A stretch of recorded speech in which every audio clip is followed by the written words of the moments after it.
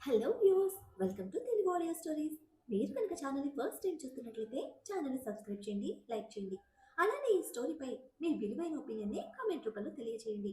ఇక కథలోకి వెళ్దామా? వీడియో చూస్తున్నందరూ కింద కనిపిస్తున్న హైప్ ఆప్షన్లోకి వీడియోని ఎంకరేజ్ చేయండి. టెన్షన్తో బీపీ పెరుగుతూ ఉండడంతో స్ట్రెస్ బాల్ ప్రెస్ చేస్తూ ఆలోచిస్తూ ఉంటాడు ఎలా తప్పించుకోవాలని. పైకి వెళ్ళిన శౌర్య ఆనంది గారి దగ్గరికి వెళ్ళి రేపు ఉదయం కార్తీక్ ఇంటికి వెళ్తున్న విషయం, ఖుషికి గతం గురించి చెప్పాలి అని అనుకుంటున్న విషయం చెప్తే ఆనంది గారు శౌర్య వైపు చూస్తూ మంచి నిర్ణయం, ఖుషికి గతం తెలియడం మంచిదే అని అంటారు. శౌర్య ఒక 5 నిమిషాలు ఆనంది గారితో మాట్లాడి రూమ్లోకి వెళ్ళి ఫ్రెష్ అయ్యి రక్షిత గురించి ఆలోచిస్తూ నిద్రలోకి జారుకుంటాడు. పొద్దున్నే మెలకు వచ్చిన ఖుషి భారంగా ఊపిరి పీల్చుకుంటూ మీద చాలా బరువుగా అనిపించడంతో చిన్నగా కళ్ళు తెరిచి చూస్తే సగం పైన కార్తీక్ మీద ఉండడం చూసి అయోమయంగా, ఇదేంటి, రావణ్ నా మీద పడుకున్నాడు, రాత్రి నేను కదా రావణ్ మీద పడుకున్నాను అని ఆలోచిస్తూ ఊపిరి బలంగా తీసుకుంటూ, అమ్మో, రావణ్ చాలా బరువు ఉన్నాడు అని అనుకుంటుంది. చిన్నగా కార్తీక్ భుజం మీద తడుతూ, రావణ్, రావణ్ అని పిలిస్తే కార్తీక్ కొంచెం కదిలి పూర్తిగా ఖుషి మీదికి చేరిపోతాడు నిద్రలో. ఖుషి కార్తీక్ ని మోయలేక కష్టంగా ఊపిరి పీల్చుకుంటూ కార్తీక్ వీపు మీద కొడుకుతూ, రావణ్, లే, చాలా బరువుగా ఉన్నావు అని గోల చేస్తే బాగా డీప్ స్లీప్ లో ఉన్న కార్తీక్ చెవులకు ఖుషి వదులు అన్నది మాత్రమే వినిపిస్తూ ఉంటే కార్తీక్ ఖుషి మీద అలాగే ఉండి గట్టిగా పట్టుకుంటాడు. ఖుషి కష్టంగా ఊపిరి పీల్చుకుంటూ చిన్నగా రావణ్ అని పిలుస్తూ వీపు మీద కొడుతూ ఉంటే ఒక 5 నిమిషాల తర్వాత కార్తీక్కి ఖుషి గోలకి మెలకువ రావడంతో కళ్ళు తెరవకుండానే, ఏంటే తిక్కల్, పొద్దునే నీ గోల అని అంటాడు ఫేస్ చిరాగ్గా పెట్టి. ఖుషి కార్తీక్ని నడుతూ, ఊపిరాడటం లేదు, లే రావణ్ అని అంటే అప్పుడు గమనిస్తాడు బాబు ఖుషి మీద ఉండడం. ఖుషి ఫేస్ వైపు చూస్తే తను చాలా కష్టంగా ఊపిరి పీల్చుకుంటూ ఆయాసపడుతూ ఉండడం చూసి వెంటనే పక్కకు జరుగుతాడు ఖుషి మీద నుంచి. ఖుషి కూర్చొని డీప్ బ్రీత్ తీసుకుంటూ ఉంటే కార్తీక్ ఖుషి వెన్ను నిమురుతూ, మెత్తగా ఉంటే పిల్లో అనుకున్నానే, ముందే లేపొచ్చు కదా అని అంటే ఖుషి గుర్రుగా కార్తీక్ వైపు చూస్తూ కార్తీక్ గుండెల మీద కొడుతూ, 20 మినిట్స్ నుంచి లేపుతూనే ఉన్నాను, కానీ నువ్వు పూర్తిగా నా మీద పడుకున్నావు, నన్ను పిల్లో అనుకుంటావా నువ్వు అని ఏడుపు మొహం పెట్టుకొని కార్తీక్ మీదెక్కి జుట్టు లాగుతూ ఉంటుంది. కార్తీక్ నవ్వుకుంటూ ఖుషి నడుము చుట్టూ చేతిని చుట్టేసి, చూడవే, ఎంత మెత్తగా ఉంటే పిల్లో అని కాక ఇంకెలా అనుకుంటారు అని అంటాడు ఇంకో చేత్తో ఖుషి చేతులు పట్టుకుంటూ. ఖుషి కార్తీక్ చేతిలో నుంచి విడిపించుకొని కార్తీక్ బుగ్గ కొరికి బెడ్ దిగుతూ ఉంటే కార్తీక్ ఖుషి చేతిని పట్టుకుని మీదకి లాక్కుని ప్లేసెస్ రివర్స్ చేస్తాడు. వితిన్ సెకండ్స్ లో జరిగిన దానికి ఖుషి షాక్ అయ్యి 1 నిమిషం తర్వాత కార్తీక్ బరువు తెలియడంతో, రావణ్, జరుగు అని అంటుంది కార్తీక్ భుజం మీద కొడుతూ. కార్తీక్ ఖుషి కళ్ళలోకి చూస్తూ, ఒక కిస్ ఇవ్వు, వదిలేస్తాను అని అంటే ఖుషి కార్తీక్ బుగ్గ మీద ముద్దు పెట్టి బోనస్ గా కార్తీక్ ఇంకో బుగ్గ మీద కొరికి నవ్వుతూ కార్తీక్ వైపు చూస్తుంది. కార్తీక్ గుర్రుగా ఖుషి వైపు చూస్తూ, ఓసేయ్, నేను కిస్ అడిగింది ఇక్కడ అని ఖుషి పెదవుల మీద ఒక పెక్కిస్తే ఖుషి మొహం పక్కకు తిప్పేసి, నేను ఇవ్వను నీకు కిస్ అని అంటే కార్తీక్ గుర్రుగా చూస్తూ, ఎందుకు ఇవ్వవే అని అడుగుతాడు.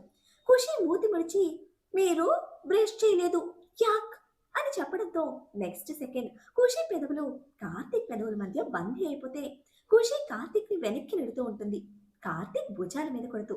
కార్తీక్ ఖుషి 2 చేతిలో ఒక చేత్తో బంధించి ముద్దులో గాఢతను పెంచితే 2 నిమిషాల తర్వాత ఖుషి కూడా ఆ ముద్దుని ఫీల్ అవుతూ సైలెంట్ గా ఉండిపోతుంది.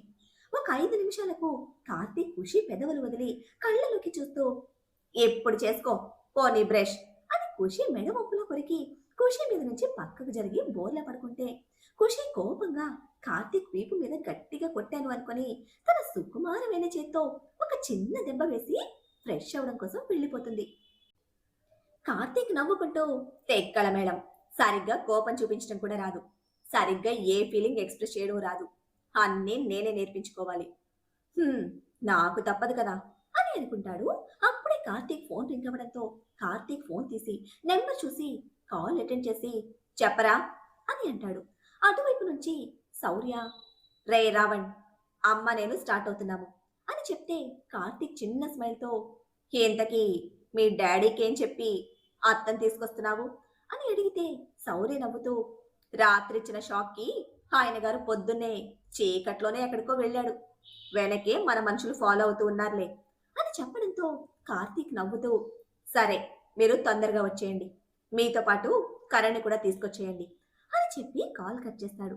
కొంచెం సేపటికి ఖుషి ఫ్రెష్ అయి రావడంతో కార్తీక్ కూడా ఫ్రెష్ అవడం కోసం వెళ్తూ ఉంటే ఖుషి కార్తీక్ వైపు చూస్తూ, రావణ్, ఈ రూమ్ ఓపెన్ చేయి అని అంటుంది సీక్రెట్ రూమ్ డోర్ దగ్గర నిలబడి. కార్తీక్ కళ్ళు చిన్నవి చేసి, ఎప్పుడు ఆ రూమ్ లో నీకేం పని అని అడిగితే ఖుషి కార్తీక్ వైపు చూస్తూ, నేను చెప్పను నీకు. నాకు అమ్మ, నాన్న, అత్త, మామ ఫొటోస్ కావాలి. నాకు ముందు డోర్ ఓపెన్ చేయి అని అంటుంది. కార్తీక్ సరే అని ఫింగర్ ప్రింట్ ఇవ్వగానే డోర్ ఓపెన్ అయితే కార్తీక్ ఒక్క నిమిషం ఖుషి వైపు చూసి ఫ్రెష్ అవడం కోసం వెళ్తాడు.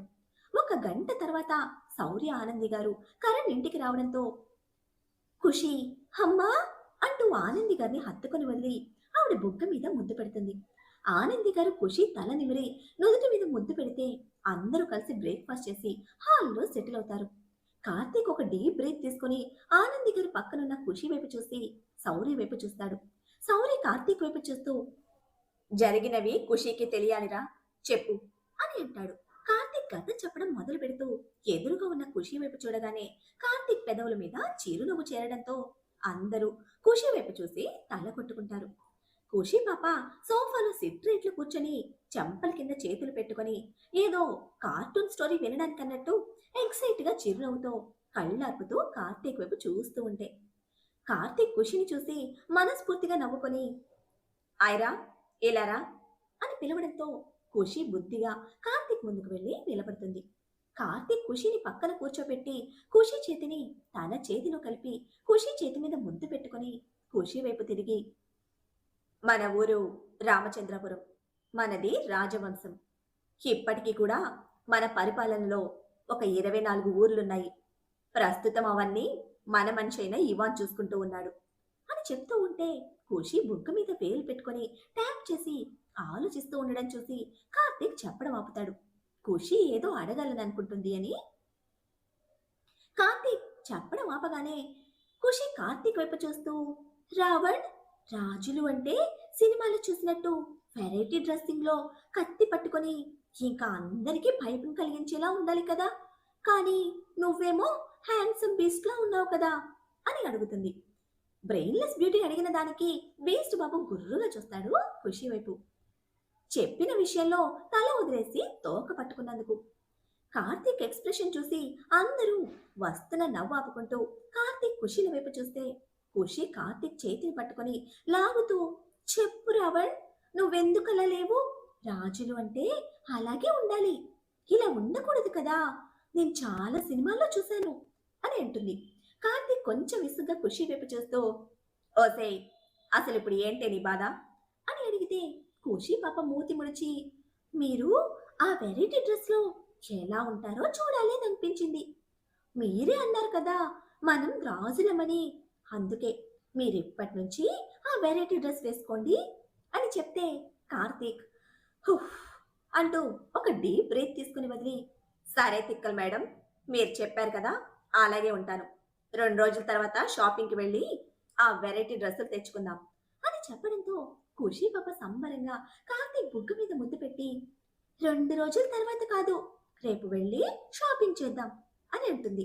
కార్తీక్ నవ్వుకుంటూ సరే అన్నట్టు తలూపితే శౌర్య ఖుషి వైపు చూస్తూ, ఖుషి, కొంచెం సేపు సైలెంట్ గా ఉండరా, డౌట్ ఏదైనా వస్తే రావని చెప్పడం ఆపిన తర్వాత అడుగుదాం అని చెప్పడంతో ఖుషి సరే అని బుద్ధిగా తలూపి కార్తీక్ భుజం మీద తల పెట్టుకుని, ఇప్పుడు చెప్పు రావణ్, నిన్నస్సలు డిస్టర్బ్ చేయను అని అంటుంది. కార్తీక్ ఖుషి వైపు చూస్తూ, మీ అమ్మంటే నాకు అత్తమ్మ, పేరు అరవింద. మీ అమ్మకి చెల్లి, ఇప్పుడున్న అమ్మ ఆనంది అమ్మ. మీ నాన్నంటే నాకు మావయ్య, ఆయన పేరు ప్రతాప్ వర్మ అని చెప్తూ ఉంటే ఖుషి కార్తీక్ భుజం మీద నుంచి లేచి కార్తీక్ వైపు చూస్తూ, ఇప్పుడున్న డాడీ మా డాడీ కాదని చెప్పావు కదా ఇంతకు ముందు ఒకసారి, మరి మా డాడీ ప్రతాప్ వర్మ అని ఇప్పుడున్న డాడీ పేరు చెప్తూ ఉన్నావు అని అడుగుతుంది డౌట్ గా. కార్తీక్ ఓపికని అప్పు తెచ్చుకుంటూ, టెక్కల్, కొంచెంసేపు సైలెంట్ గా ఉండి చెప్పేది పూర్తిగా విను అని అంటే ఖుషి మూతి ముడిచి సరే అని మళ్ళీ కార్తీక్ భుజం మీద తల పెట్టుకొని కార్తీక్ చేతిని చుట్టేస్తుంది. కార్తీక్ ఖుషి వైపు ఒకసారి చూసి అందరినీ చూస్తూ, ఇప్పుడున్న అతను ప్రతాప్ వర్మ, ట్విన్ బ్రదర్ ప్రకాష్ వర్మ అని చెప్తే ఖుషి ఏదో అడగాలి అన్నట్టు కార్తీక్ వైపు చూస్తుంది. కార్తీక్ ఒక సీరియస్ లుక్ ఇవ్వడంతో చుప్ గా సైలెంట్ అయ్యి బుద్ధిగా కూర్చుంటే కార్తీక్ ఖుషి వైపు చూస్తూ, నీకొచ్చిన డౌట్స్ అన్ని లాస్ట్ లో అడుగు చెప్తాను అని అంటాడు. ఖుషి సరే అన్నట్టు తల ఊపడంతో కార్తీక్ మళ్ళీ చెప్పడం స్టార్ట్ చేసి, మా అమ్మ పేరు దాక్షాయణి, మా నాన్న పేరు విజయేంద్ర రావణ్, మీ అమ్మ అరవింద్ ఆనంది వాళ్ళు నాకు మేనత్తలు, అంటే మా నాన్నకి చెల్లెలు అని చెప్తూ ఉంటే ఖుషి కార్తీక్ వైపు క్యూట్ గా చూస్తూ, చిన్న డౌట్ అని అంటుంది పప్పి ఫేస్ పెట్టి.